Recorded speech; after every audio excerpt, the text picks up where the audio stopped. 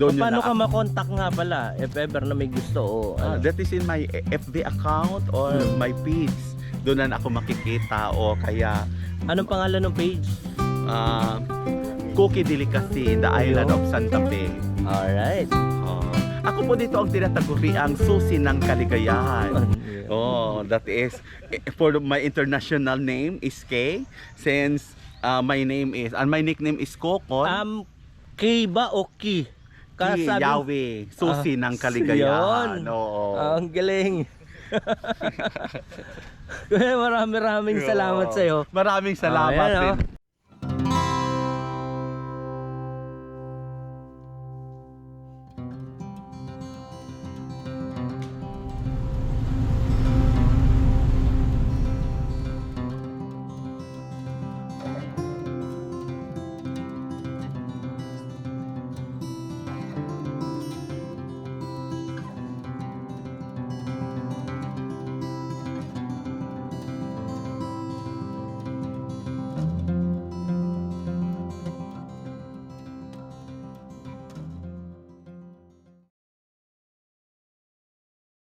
Mag-ikot-ikot ka pa dyan.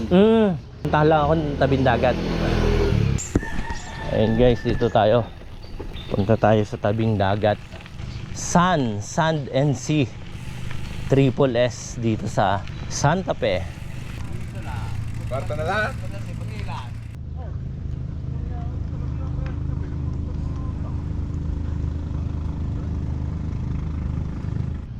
Bayanihan. Ang daming bumubuhat. Galing po sa laot. Ayan. Ito si Kuya oh. Taga saan Kuya? Taga rito kayo mismo? Ano, lumaot kayo? Hindi? Hindi na sir, hindi ako nakaya kasi may sakit at puso. Puso. Pero parati kayo rito sa tabing dagat. Tabi lang. Vlogger ka pala sir, vlogger pala. Bike vlog. Yan. Vlog Kaya may dala tayong bike. Yan. Ganda talaga ng ano rito oh. Ngayon ka lang nakapunta dito sir? First time po, kaya aliw na aliw ako rito. Ganda eh. Ayun guys oh, kita nyo naman di ba? Kung gaano kaganda. Nandun yung bike natin. Buti ka doon banda sir, doon ka banda ba? Maya. Mas maganda pa ron sa unahan. Anong meron po ron sa unahan? Saan ba? Punta best doon ka banda ba? Para ma... Hindi ba yung kuta sa ano, yung sa dulo? yes, doon sa dulo. Ganda. Ano yung kuya? Gasolina? Isa doon. Lagayan. Lagayan ng gasolina. Sa inyo yan? Kahapon sir, marami itong huli kahapon sir, marami itong huli kahapon. Maraming huli. Ano yung mga nahuli nyo isda? Lumahan sir, lumahan. Lumahan. Pero ngayon sir, kapala ko sir kasi lasing. Nako, pag maraming nahuli, Lasing. lasing. Kasama na yung nalasing ang isda. Yun talaga parang ano pagka fisherman, ano, kailangan natin magpasarap pagka maraming nahuli, no? Iinom talaga yan. Wala na. Baka may hangover din yung mga isda. Ayun, encounter natin with the local dito sa Bantayan Island. Diba? Welcome tayo rito. Ayun, correction. Sabi niya, Santa Fe kasi yung Bantayan Island dito mismong isla. Tapos may 3 municipality sila. Santa Fe, yun. Ang ganda ng dagat oh.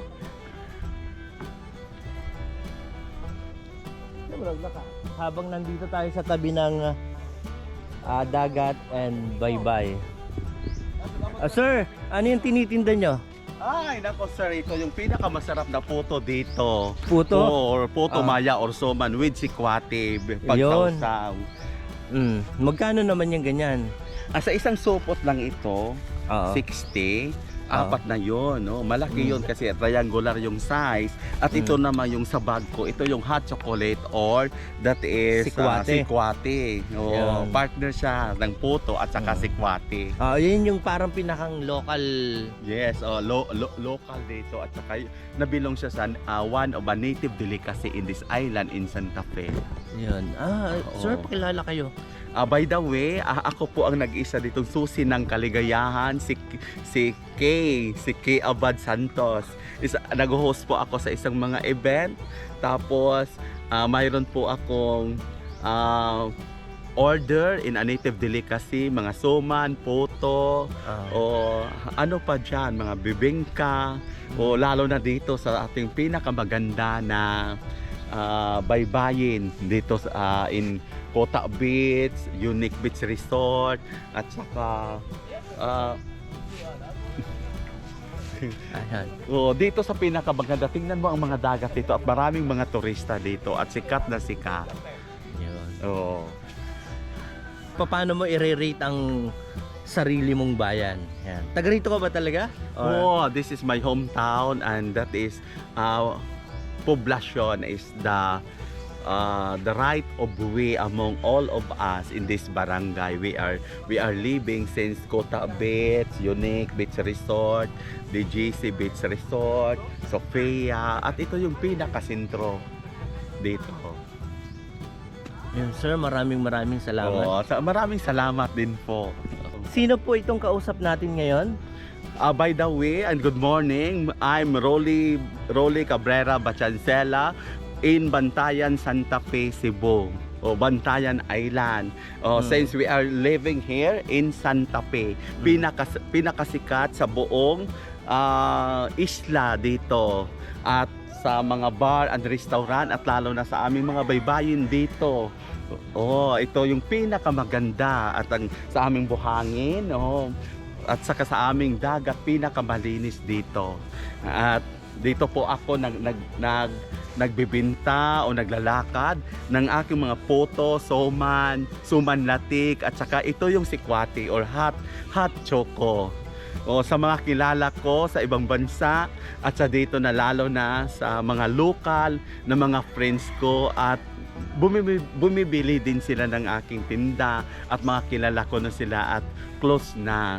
At sa mga isa po sa business ko ang Bodol Fight, at saka yung cater services, at nag-host ako ng isang event sa mga kasal, birthday, at saka debut, or any kind of occasion, either a small or malaking mga event. Paano ka makontak nga pala if ever na may gusto That is in my FB account or my page. Doon na ako makikita, o kaya anong pangalan ng page? Cookie Delicacy in the island of Santa Fe. Alright. Ako po dito ang tinataguriang susi ng kaligayahan. That is, for my international name is Kay, since my nickname is Kokon. Kay ba o Ki? Yahweh, susi ng kaligayahan. Ang galing. Maraming salamat sa iyo. Maraming salamat din po. Grabe yung umaga natin dito, sobrang saya, and napaka-entertaining ng mga taga Santa Fe. Diba? Alright, tayo na.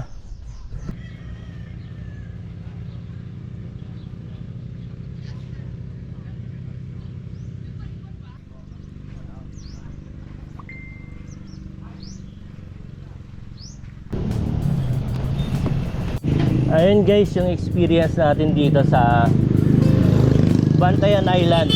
Nagsasabi ako habang papunta tayo ng port. Ninanamnam ko yung mga nangyari sa atin, mga kaganapan. Yung pagpunta ko rito, wala sa plano, biglaan. Nagkaroon lang ako ng idea nung narinig ko rin sa guard dun sa port na yung Santa Fe. Saan ba yung Santa Fe? Parang gano'n, biyaheng Santa Fe.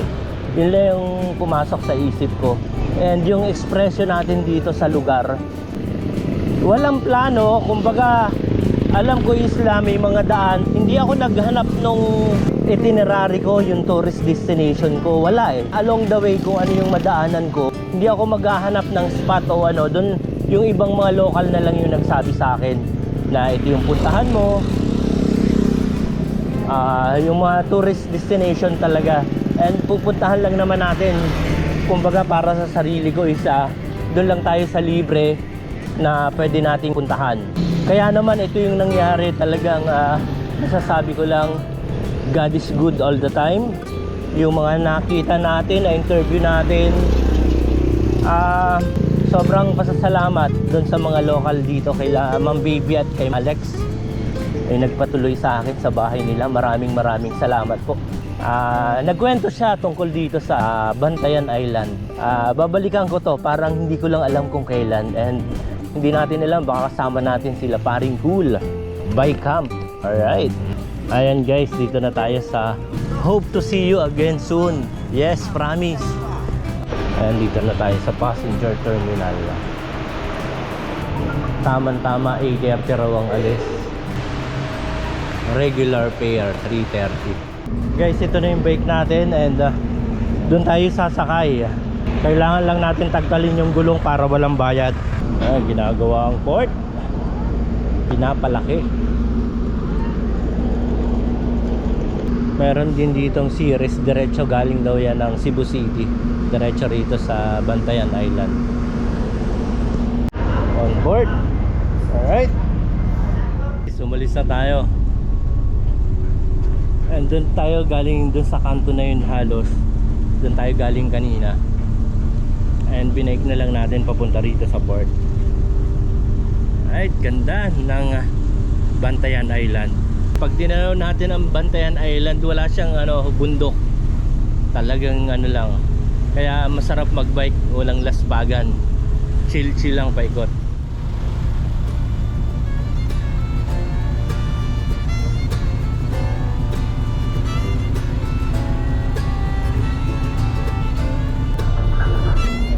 Guys, Port of Hagnaya.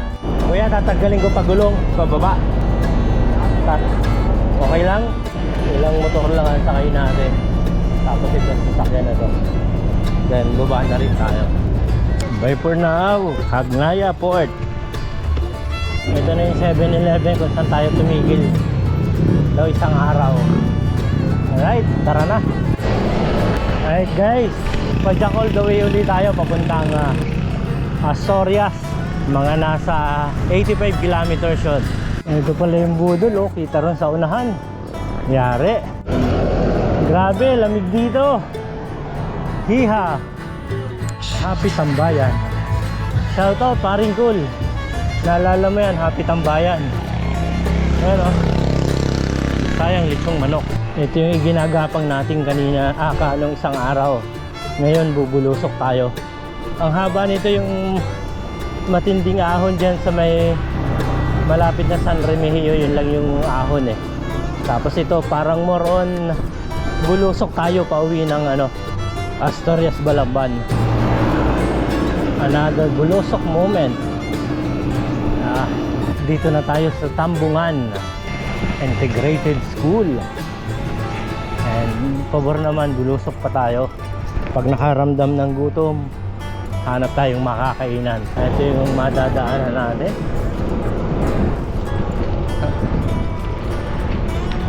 Green ng tubig, gray ang sky.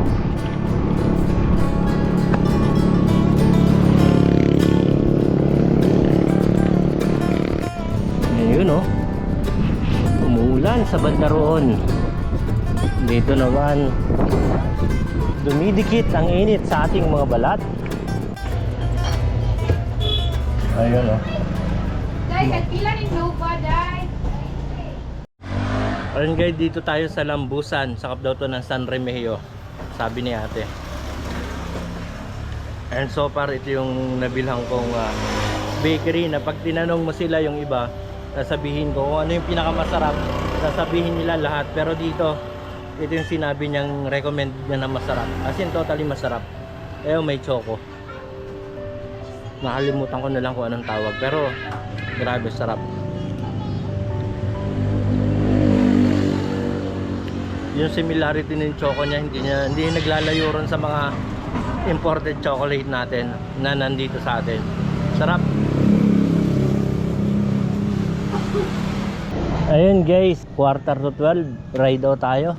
And 65 kilometers to Balamban. Kaya na natin yan bago magdilim.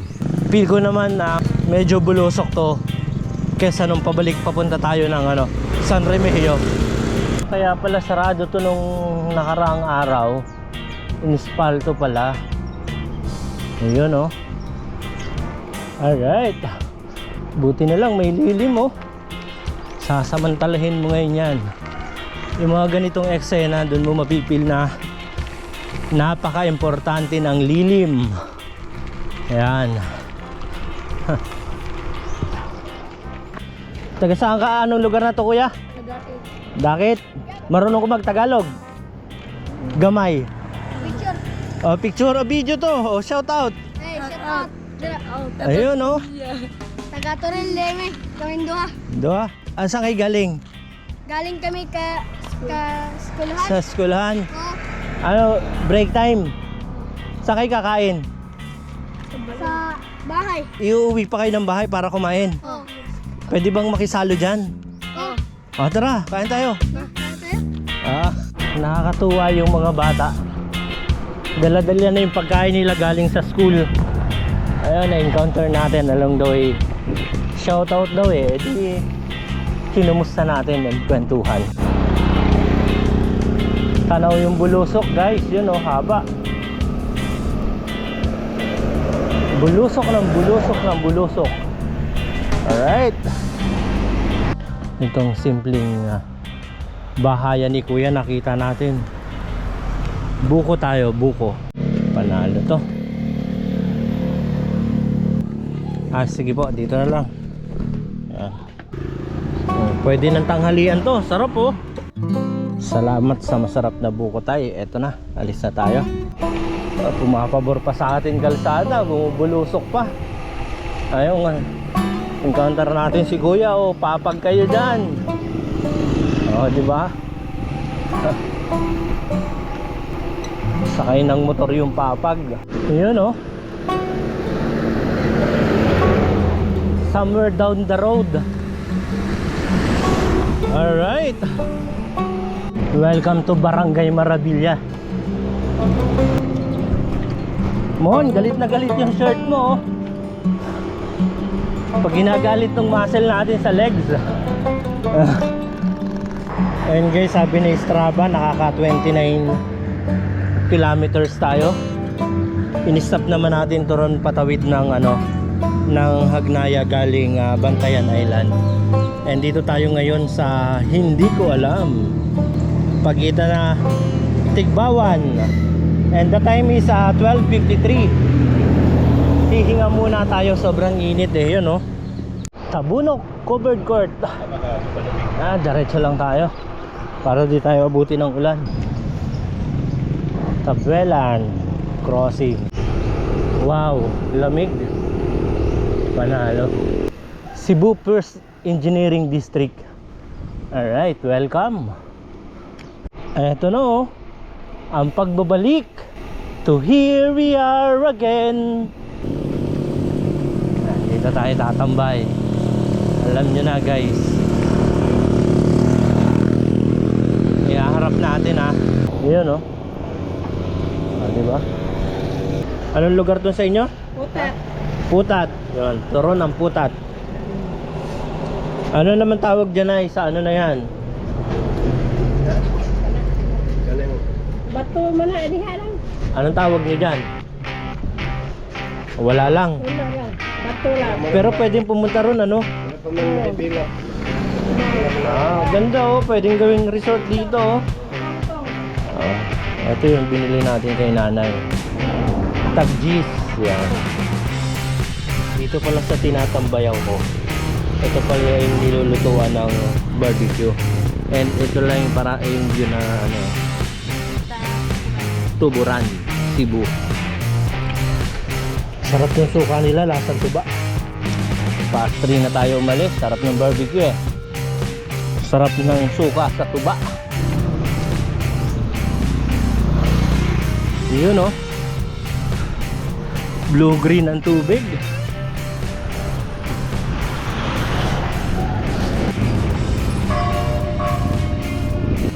Dito na tayo sa trademark Tuburan Cafe.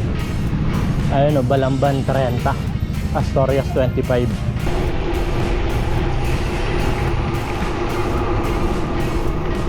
Bolo-Bolo Spring. Diretso lang tayo pakaliwa pala.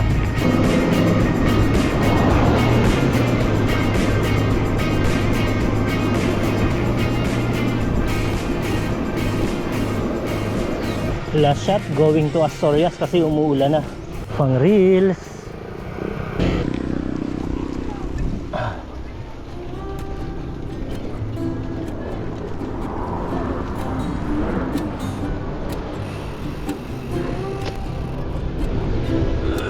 Buti na lang may tabi oh. Pagka merong makakasalubong. Galing. Only in Tuburan. Alright. The long and winding road. Ayun, may upuan po oh. Tapos pagdating pala dito sa dulo is budol. Dito na lang tayo. Ayan oh. Hindi kaya yan. Tirik tayo dyan. Ah, di ba? Haba.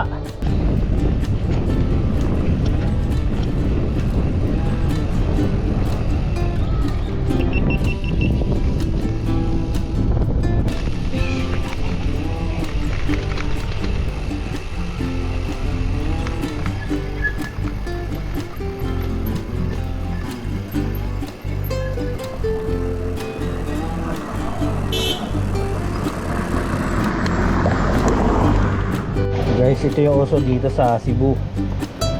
Lagay mo tubigan mo, hulugan mo ng piso. Yan. Uy. Yun na yun. Napagod ng piso. Patsara, magkano yan? Pwede bang papakin yan? Pwedeng kainin? Titikman ko. Sisimula lang po ng ulan dito? Kasi simula lang ng ulan? O kanina pa? Ngayon lang?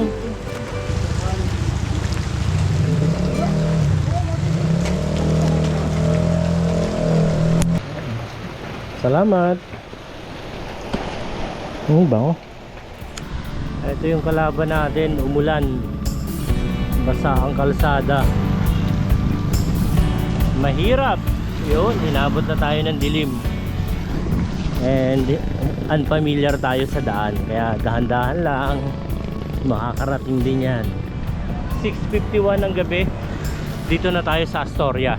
Yan, Naghalin Park, and basa pa rin ang kalsada kaya hindi tayo makahataw. Ayun guys, naka 80 kilometers tayo galing ang Bantayan papunta rito sa Asturias. Alright, thank you for watching and see you around.